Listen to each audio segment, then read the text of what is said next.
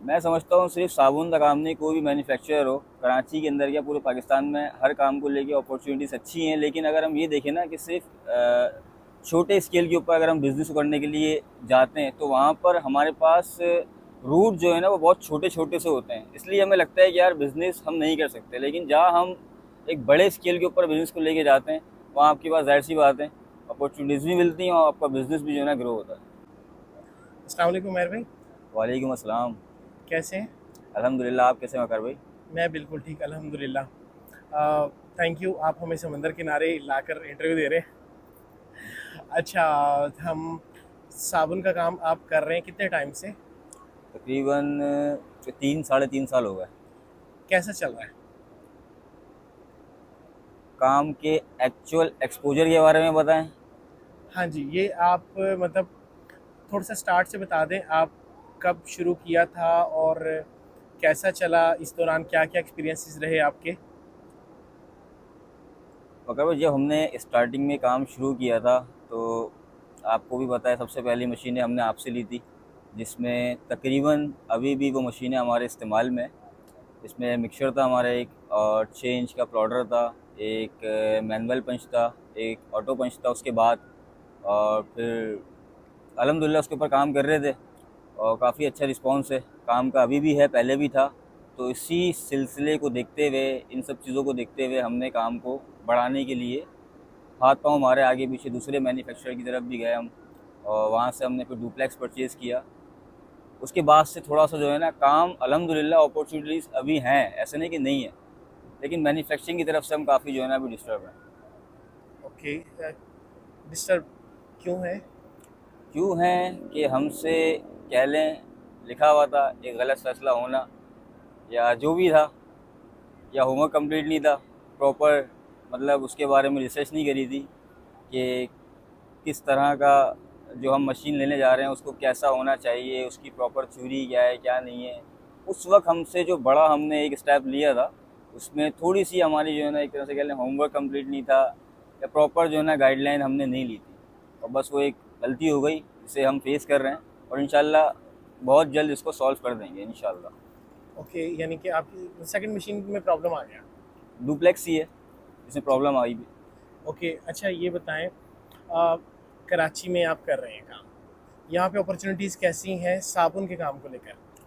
मैं समझता हूँ सिर्फ साबुन का काम नहीं, कोई भी मैन्युफैक्चरर हो कराची के अंदर या पूरे पाकिस्तान में, हर काम को लेके अपॉर्चुनिटीज़ अच्छी हैं। लेकिन अगर हम ये देखें ना कि सिर्फ छोटे स्केल के ऊपर अगर हम बिज़नेस करने के लिए जाते हैं तो वहाँ पर हमारे पास रूट जो है ना वो बहुत छोटे छोटे से होते हैं। इसलिए हमें लगता है कि यार बिज़नेस हम नहीं कर सकते। लेकिन जहाँ हम एक बड़े स्केल के ऊपर बिज़नेस को लेके जाते हैं वहाँ आपके पास ज़ाहिर सी बात है अपॉर्चुनिटीज़ भी मिलती हैं और आपका बिज़नेस भी जो है ना ग्रो होता है। अभी आपकी प्रोडक्शन साइज़ क्या है? प्रोडक्शन अभी हमारा साइज़ अगर एवरेज में देखूँ मंथली तो 2800 कार्टन हम निकाल देते हैं बड़ी मुश्किलों से, लेकिन हमारा ऑर्डर इससे कहीं ज़्यादा ऊपर ही है, कहीं ज़्यादा। अच्छा। इस दौरान मुश्किलात क्या क्या पेश आई हैं मशीन के अलावा, नई मशीन के अलावा? नई मशीन के अलावा मुश्किलात सच तो ऐसी कोई फेज़ नहीं आई, वो तो बिज़नेस का हिस्सा ही है कि आपको कहीं ना कहीं जो आपके कस्टमर होते हैं, जिससे हम डिस्ट्रीब्यूशन का नाम दे दें या किसी भी एंगल से हम जो हमारे कस्टमर हैं तो उनको थोड़ा ट्रैक करने में आती हैं, हर बिजनेसमैन को आती हैं और हर बिज़नेस में आती हैं, सॉल्व भी हो जाती हैं। मार्केटिंग स्ट्रेटजी आपकी क्या है? मार्केटिंग का स्टाइल क्या है? आप दुकान से दुकान पे जाते हैं या डिस्ट्रीब्यूशन सोल सेटअप? अच्छा, हमने स्टार्टिंग में ना पहले यही ट्रेंड पकड़ा था कि हम खुद जो है इसकी मैन्युफैक्चरिंग करके इसकी मार्केट चेक करें कि मार्केट में हम अगर इस स्केल को या इस इंफ्रा को फॉलो करते हैं तो इससे हमें क्या एक इसका फीडबैक मिलेगा। और उसके बाद फिर हमने डिस्ट्रीब्यूशन नेटवर्क को पकड़ा और पूरी मार्केटिंग टीम हमने हायर की। इसमें मैनेजमेंट लेवल तक हमने बंदे हायर किए थे, नीचे से लेके, और उसको भी हमने चेक किया। उसके बाद फिर सबसे लास्ट में हमने सोल डिस्ट्रीब्यूटर बनाया। तो इन सब का जो हमने एक चेक करने के बाद जो एक नताइज फाइनल जो निकले थे वो यही निकले थे कि हम सोल जो है ना, एक मैन्युफैक्चरर वो सोल दे के अपने आप को फिजिबल कर सकता है। क्या हर किसी को सोल मिल सकता है? बहुत ईजी है, कोई मुश्किल नहीं है। आपकी प्रोडक्ट में जानो और आपके अंदर ऐसी, मतलब कम से कम इतनी स्किल तो हो कि आप अपनी प्रोडक्ट को सामने वाले को दिखा के अपना बिजनेस बेच सको। वरना फिर आपका बिजनेस का फ़ायदा नहीं है। प्रॉफिट रेशो ठीक है? प्रॉफिट रेशो डिपेंड करता है हम पर कि सामने की पार्टी किस तरह का माल चाहती है। बिल्कुल ही अगर वो चीपेस्ट रेट में चाहती है तो उसमें ज़ाहिर सी बात है प्रॉफिट रेशो बहुत कम होता है। अगर वो अच्छी चीज़ चाहती है, इसको हम आम ज़बान में ये कहते हैं कि ब्रांड बनाना, उसमें प्रॉफिट रेशो बहुत होता है। लेकिन ब्रांड बनाने के लिए आपको पता है कि मार्केटिंग का अलग बजट चाहिए, ब्रांडिंग का अलग बजट चाहिए, एडवर्टाइजमेंट का अलग चाहिए। तो इन सब चीज़ों को देखते हुए जो है ना, उसमें प्रॉफिट रेशो बहुत अच्छा है।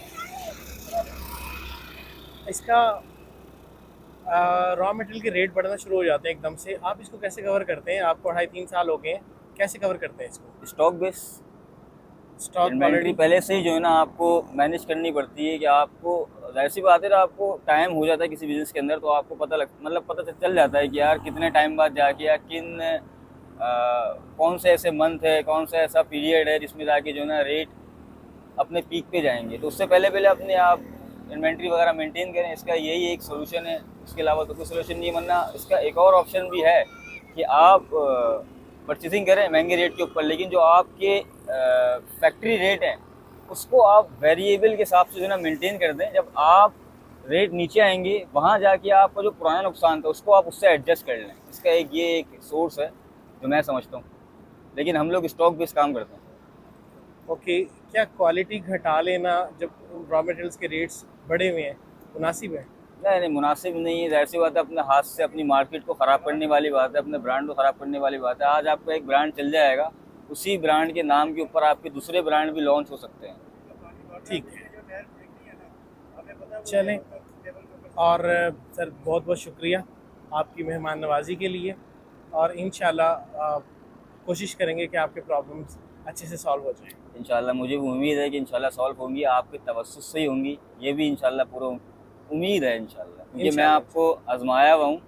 जो मैंने आपसे प्रीवियस जो हमने स्टार्ट किया था, इसके बलबूते आज हम लोग यहाँ तक पहुँचे हैं, एक मास पे हम पहुँचे हैं। वो इंशाल्लाह। आपकी मशीनें ही थी। Thank you. हमारी मशीनें तो ठीक चली ना? अल्हम्दुलिल्लाह, वो तो हमारा बहुत साथ देती हैं। कहीं फंसते हैं, उसी से फिर हम लोग अपनी फंसी हुई प्रोडक्शन को जो है ना बाहर करते हैं। बहुत बहुत शुक्रिया, लहरें बढ़ती जा रही हैं हमारे ऊपर पार किया जाएगा सर, बहुत बहुत शुक्रिया, थैंक यू। ठीक है, बता ओके।